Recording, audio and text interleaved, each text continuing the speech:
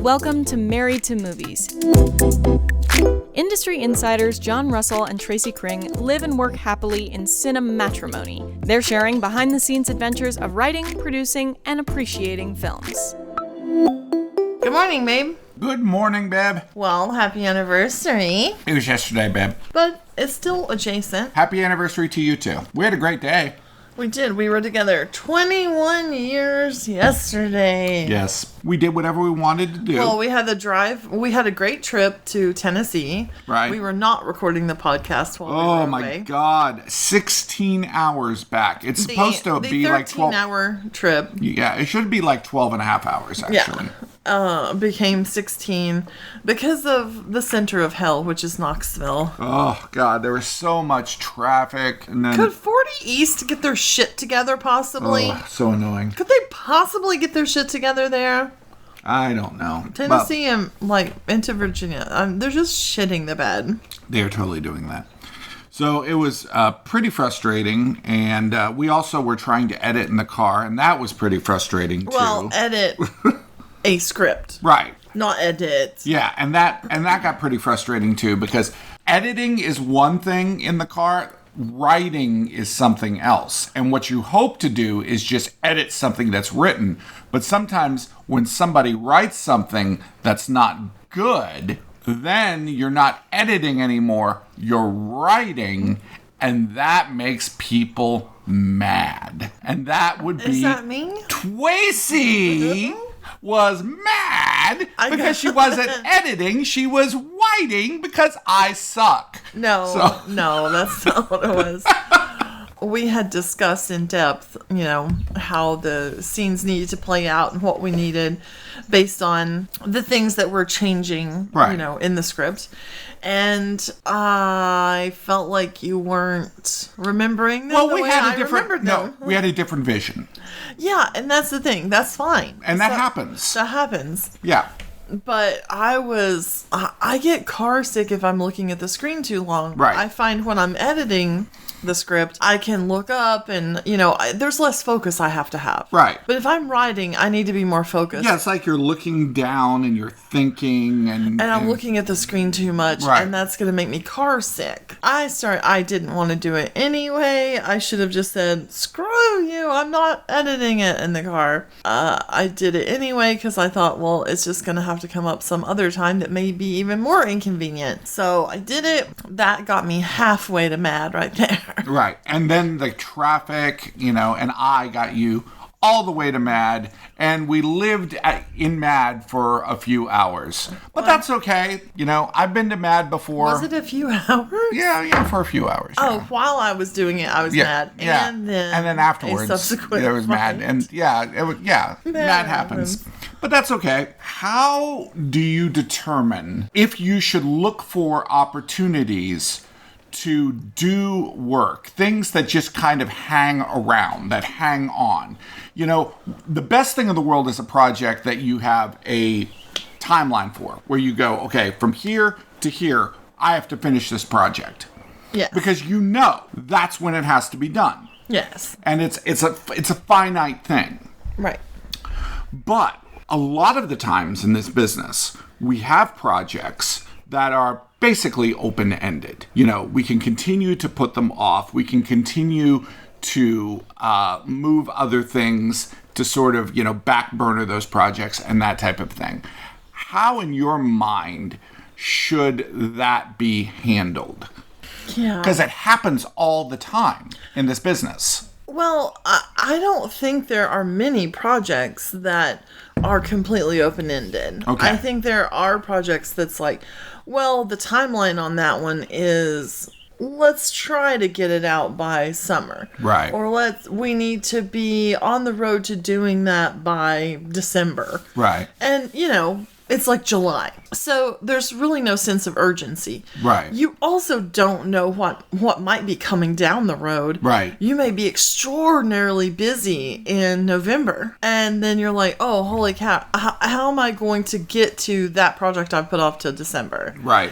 I just kind of forecast out, kind of like a staircase. What's at the top of the stair? What's at the bottom of the stair? Where am I at in this? I'm halfway up the stairs. So in this analogy, the staircase is project. It is like the timeline of a project. Yeah. And the higher you go, the more important to finish that project is. No, I guess the staircase is more like time. Okay.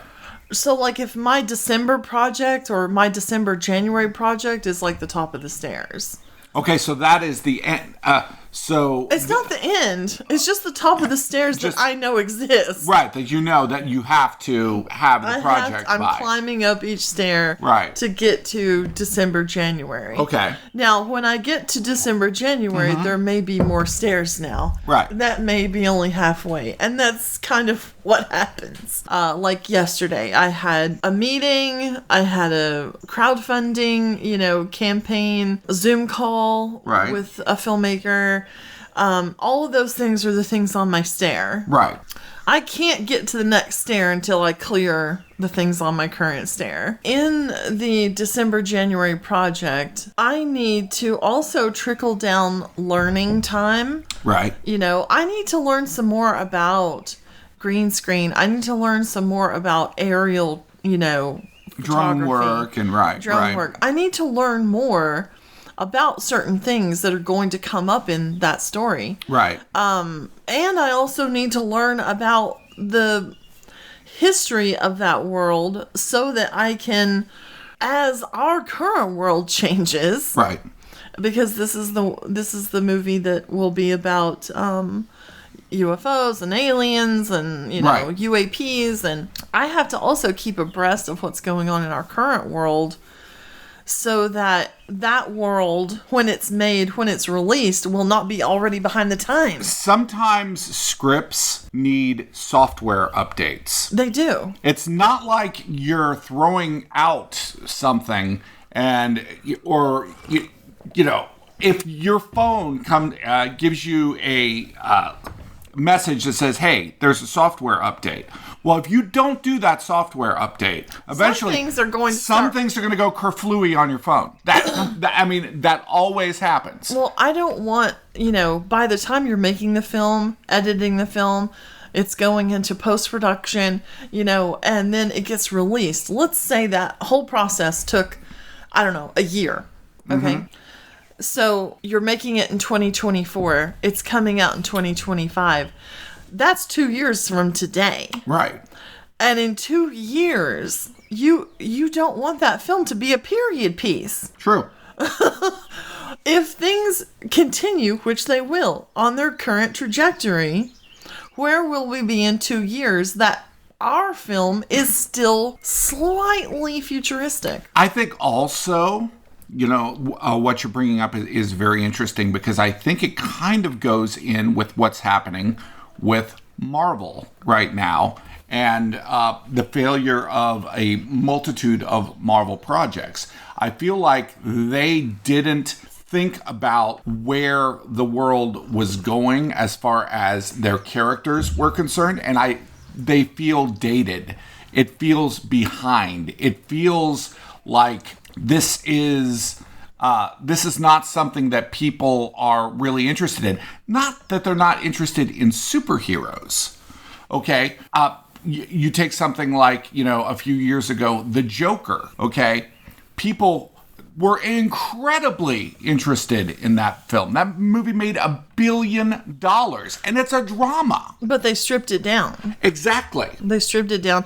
And you have to be able to follow the trends of, the films that people seem to be consuming. I think A24 is an example of when that company was started. They were looking for things that were cool and things that were modern.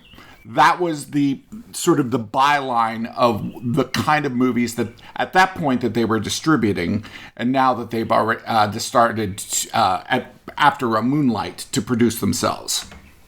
And I feel like that is always kind of what you feel from an A24 film. Like, oh, this is, I'm seeing something I don't always see. I think maybe that's why I'm always like trying to make our films, because they're not the films that necessarily everybody always sees. That doesn't mean that they're going to be successful, and it doesn't mean that they work.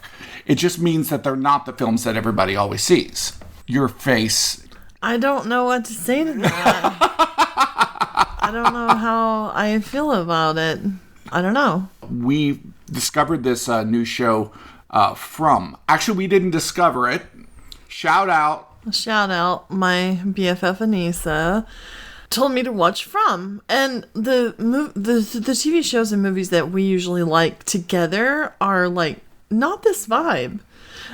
So I watched the trailer and she told me again, it's so good. You'll love it. It's on Amazon Prime right now, and there's 2 seasons. Right. And I don't know if there's ever going to be another season. I don't know. The premise is not terribly original. No, it's not. And I think it's from some of the people who were involved in Lost. Basically, it's executive produced by the Russo brothers, who are, some of the biggest producers. I mean, they were involved in Avengers Endgame. I mean, these are some of the biggest producers in the world. The inciting incident is basically a family gets trapped in a town and doesn't know how to get out. And there are monsters that come and get you at night. Well, you're in purgatory. Salem's Lot. It's Under the Dome. It's, that Under kind the of dome. thing. Yeah. Like you get to a place and then you realize you can't get out. It's the most Stephen King thing I've ever seen that was not Stephen King. It's the kind of thing, and this happens to me sometimes, where I sit there and watch a movie and I'm just like, damn it, I wish I would have written this movie. Mm-hmm.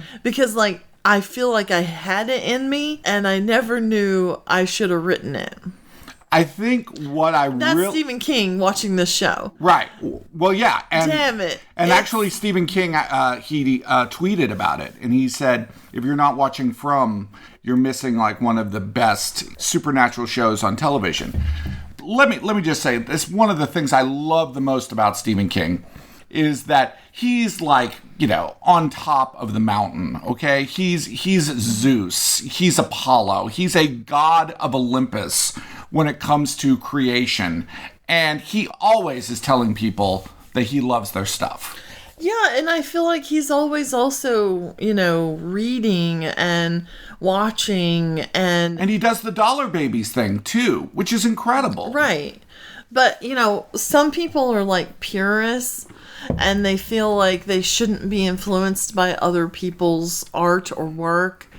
And let's not name names. No, I'm not naming names. Okay, good. And they're just like, oh, well, you shouldn't be reading books if you're writing a book. You shouldn't be watching movies or listening to music if you're writing it. And it's bullshit. Yeah, sure, you don't want to be derivative. Sure. That's such a bullshit word. That's such a bullshit word. Derivative.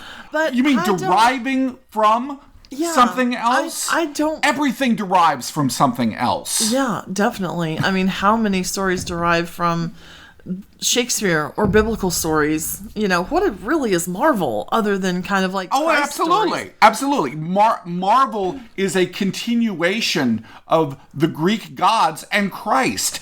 Superman is Jesus and always has been. Okay. Well, he's here to save our planet. Yes, exactly. He's the son of Krypton. You mean like the son of man?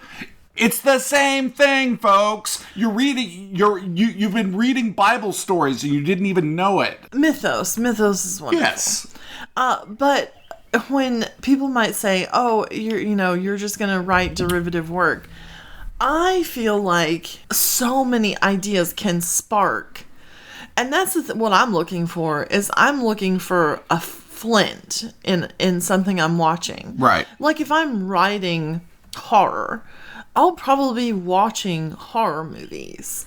I think what this show From is doing so much better than other shows of its ilk is that the horror is not the center of the show. I mean, I think we've seen monsters twice in the first 6 episodes. The way that people are dealing with the slow disintegration of everything that they understood and the way that some people handle it very, very well, and the way that some people handle it incredibly poorly, and sort of the different tiers. I mean, it's about the people. It's about their reactions, and it's about their... It's really almost a political show, because you have two factions of the town.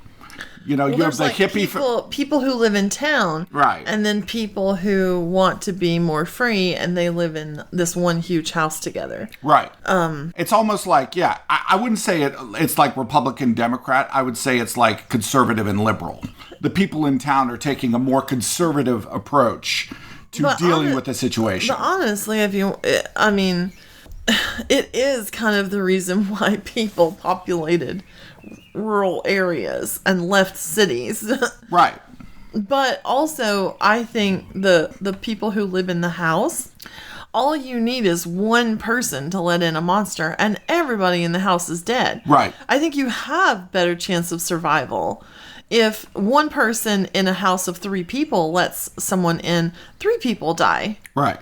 As opposed to like 25 people dying in one location. Right. So technically, in a world, you have to take safety into consideration. I think town is the prudent decision. Okay, so Tracy is saying that she would choose town, which is the rock, over the house, which is the flower. If you watch the show, you know what I'm talking about. I would love to live communally and have that vibe. I don't like the idea of people wearing my stuff. Oh, no. No. You fucking are walking around with my shirt on?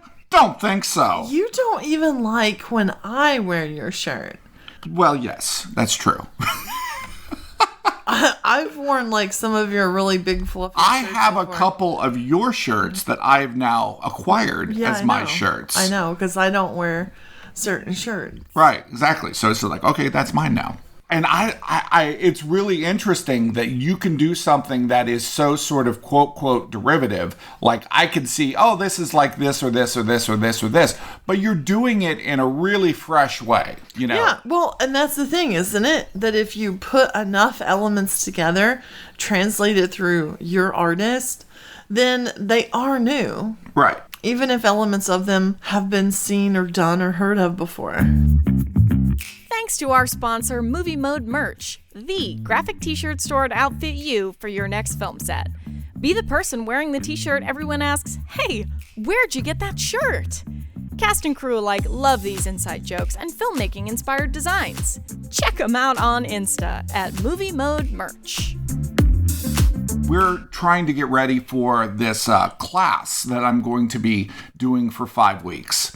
I have 20 years of filmmaking experience, and I'm going to be doing this class talking to new actors about the experience of being directed, about auditioning, about, everything. But I have 3 hours to fill, for 5 weeks. So, that's 15 hours.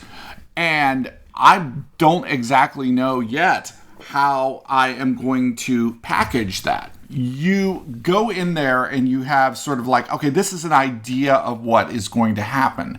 It may not be what happens. You may not get to half of what you had intended to talk about.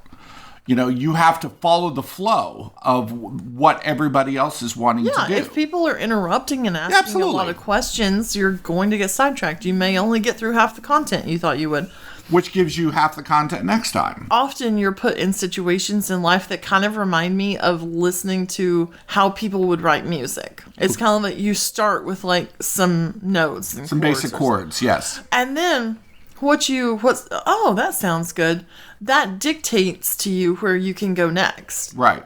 Leonard Bernstein, okay, or is it Bernstein or Bernstein? Leonard Bernstein.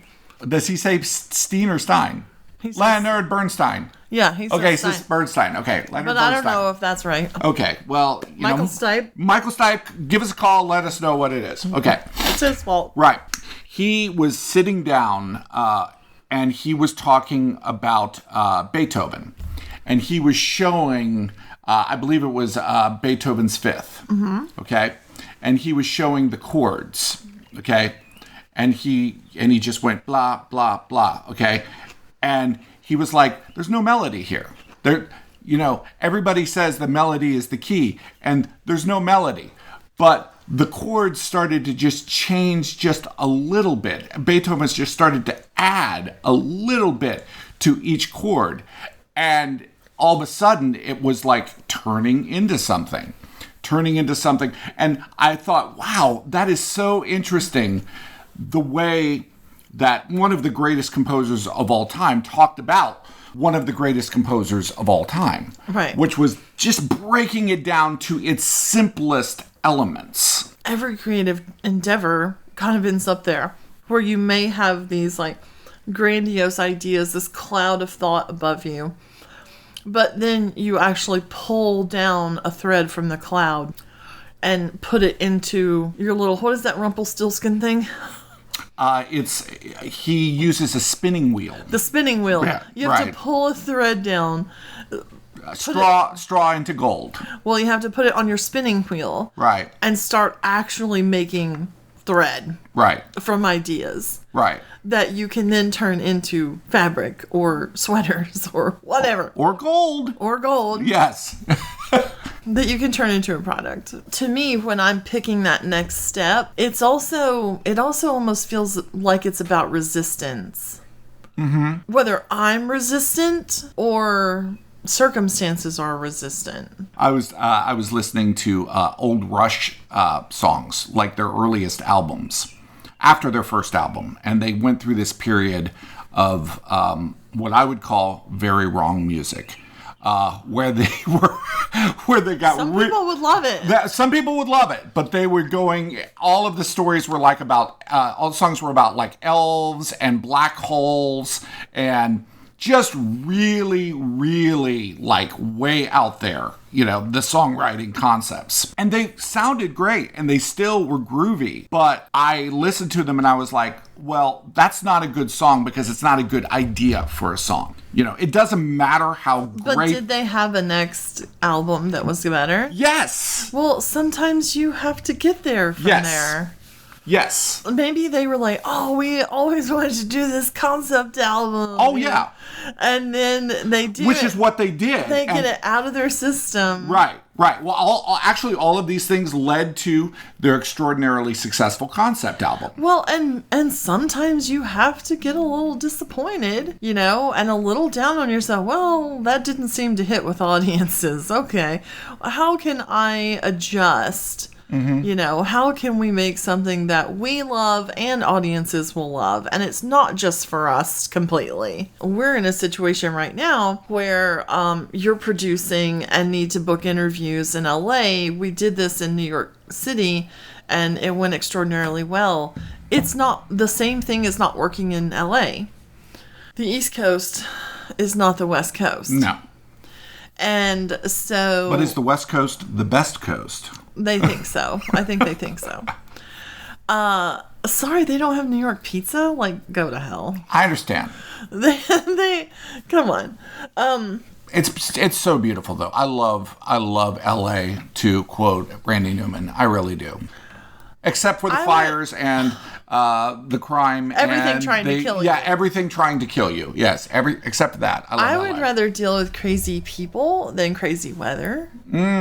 And I would rather deal with, like, I don't know, just the chaos of New York City. Right. Than the facade of LA. Yeah, that's absolutely true. There's nothing fake about New York City. God, no. I mean, there's people pissing on the street. Like, there's nothing.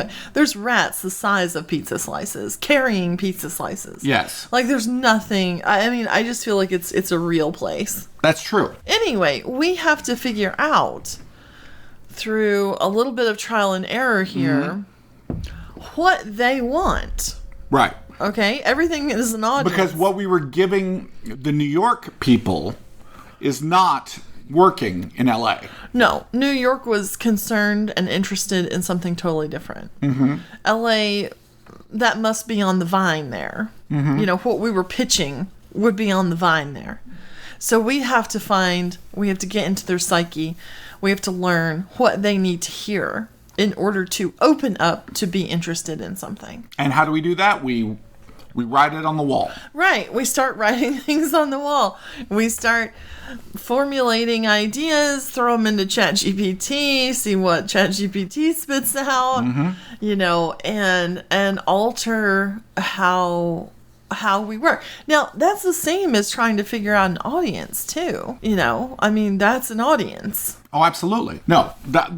And figuring out your audience is really akin to figuring out yourself. You have to understand what it is that you're trying to communicate.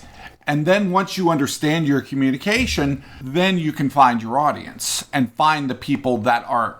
And right now, I don't think we understand what it is we're pitching to the West Coast. And we don't understand. And until we understand that, we can't come up with a pitch for them. I guess I didn't expect them to be less progressive.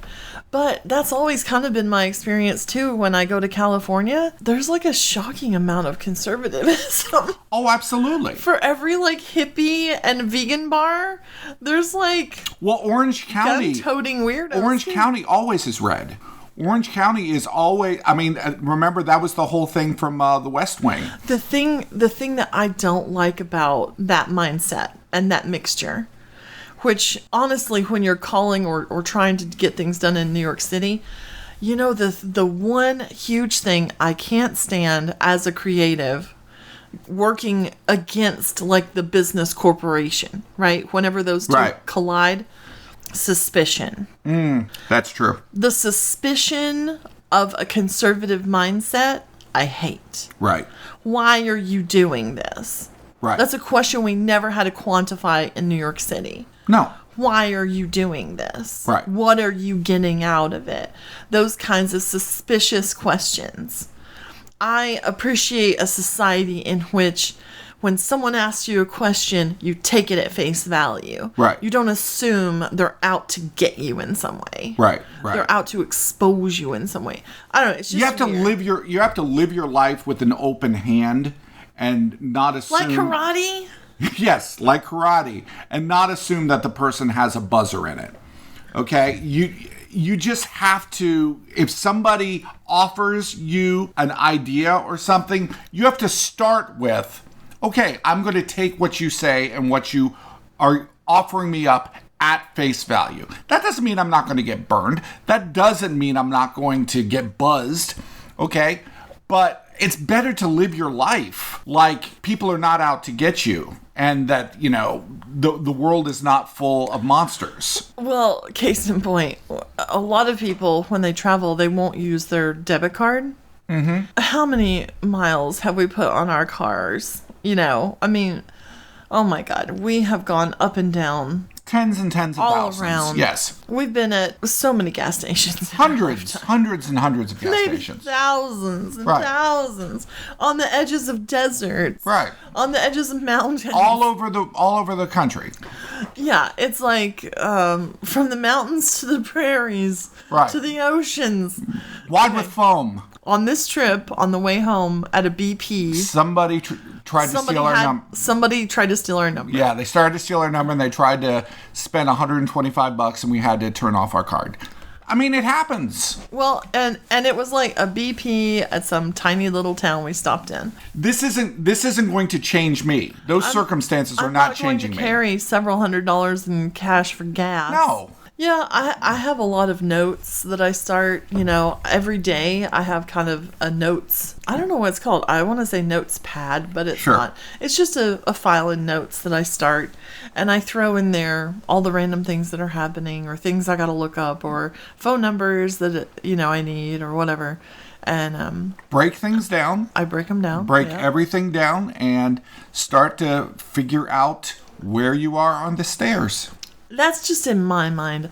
Other people, I'm sure, can come up with much better, like mental, mental imagery. All right, babe. Well, I got a little mental imagery about you right now.